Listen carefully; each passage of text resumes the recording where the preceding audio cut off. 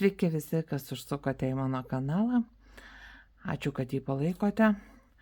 Ir šiandien noriu parodyti, internete pamačiau, ieškojau, kad mano šalikai, šiuo metu mezgu ripsų šalikus, būtų vienodo uždarimo būdo ir nesiraitytų šuniuko plaukų. Va jis taip atrodo.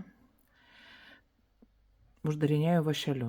Pradedu megzti šaliką nuo pagalbinio siūlo, kurį paskui nuimu, surenku ant virbalo ir dabar vat ir parodysiu, kaip uždarinėju.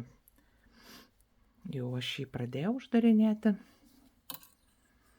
ir tiesiog labai paprasta, kad ir ant juodo, tikrai manau, kad įžiūrėsit į mūsų vašelį.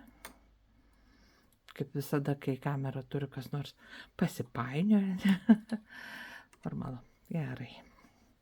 Prisitraukiu, įsitaisau. Va. Imu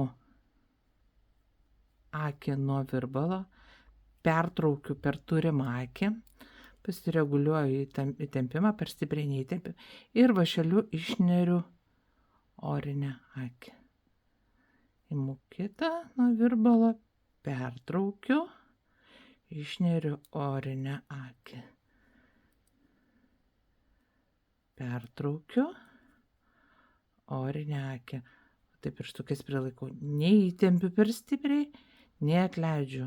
Ir tada labai stabilus ir gražus, man gražus, nesiriečiantis niekur galas. O jūs, aišku, renkatės savo uždarimo būdus. Ištraukiu, išneriu orinę akį. Ištraukiu orinę akį. Ir taip iki galo. Trumpas video. Ačiū, kad žiūrėjot. Iki malonaus.